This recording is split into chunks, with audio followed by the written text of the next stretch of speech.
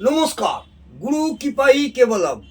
আজকের আলোচ্য বিষয় হচ্ছে বাংলার 1433 সাল বৈশাখ মাস থেকে চৈত্র মাস কন্যা রাশির বা জাতক জাতিকাদের মোটামুটি কেমন যাবে দু চারটি কথা বলবো। যদিও এটা সার্বিক বিচার, কিছুটা হলেও মিলবে। আপনাদের রাশি সাপেক্ষে ষষ্ঠে এখন রাহু গ্রহ অবস্থান করে আছে, সপ্তমে আছে শনি গৌরাজ, দশমে অবস্থান করে আছে দেবগুরু বৃহস্পতি, আর দ্বাদশে অবস্থান করে আছে কেতু। জুন মাসে 2 তারিখ থেকে আপনার দেবগুরু বৃহস্পতি স্থান পরিবর্তন করে আপনার একাদশে যাবে। আমাদের মেন রাহু, শনি, বৃহস্পতি এবং কেতুর অবস্থান পরিপ্রেক্ষিতে সার্বিক বিচার অনুসারে আপনাদের বলবো এবছর ভালো মন্দ মিশিয়ে চলবে। আপনাদের গ্রহের অধিপতি অর্থাৎ কন্যা রাশির অধিপতি গ্রহকে বুধ, এই বুধ গ্রহ আপনার অধিপতি গ্রহ।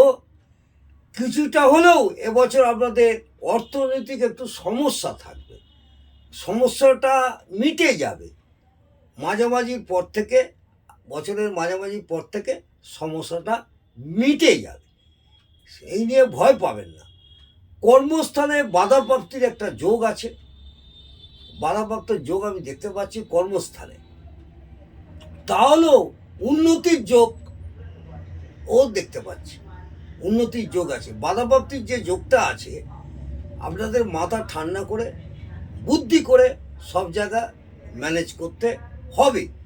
চাকুরিজীবীদের উন্নতির সম্ভাবনাও প্রবল আমি দেখতে পাচ্ছি, চাকুরিজীবীদেরও একটা উন্নতির সম্ভাবনা রয়েছে এবছর। কিন্তু ব্যয়ের মাত্রা একটু বেশি হবে, সেই দিকে আপনাদের সচেতন থাকতে হবে। অযথা একটু ব্যয় হয়ে যাবে, অসুখ বিসুখ হোক, কিছু কেনাকাটি হোক, এইসব একটু ব্যয়ের সম্ভাবনা এবছর থাকবে। সেদিকে বুঝে শুনে অগ্রসর হবেন, তাহলে আপনাদের সেরকম একটা টাবল দেবে না এবছর। যেসব ছাত্রছাত্রীরা কন্যা রাশি, তাদের উদ্দেশ্যে বলবো তাদের পড়াশোনার উপরে একটু মনোযোগ দিতে হবে। পড়াশোনা একটু বাধা দেখতে পাচ্ছি, পড়াশোনা একটু ভালো করে মনোযোগ দিতে হবে। গুপ্ত শত্রুর উৎপাত বৃদ্ধি পাবে এই বছর। আপনাদের নিজের লোক হোক, কর্মস্থানেই হোক, আত্মীয় পরিজন থেকে আপনাদের একটু গুপ্ত শত্রু আছে, তাদের একটু উৎপাত বৃদ্ধি পাবে এবছর। কিন্তু ব্যবসায়ীদের মিশ্র ফলাফল, খুব ভালো হবে এরকম নয়, ভালো খারাপ মিশিয়ে আপনাদের এবছর চলবে। কন্যা রাশির জাতক জাতিকাদের এবছর বিবাহের, যারা বিবাহ করতে চান তাদের বিবাহের সম্ভাবনাও দেখা যাচ্ছে।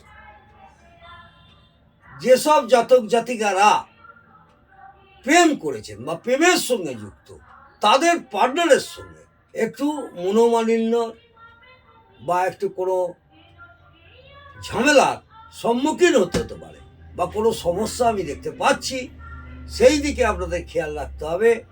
তা বলে প্রেম কেটে যাবে তা নয়, মাঝে মধ্যেই একটু অশান্তির সৃষ্টি হবে।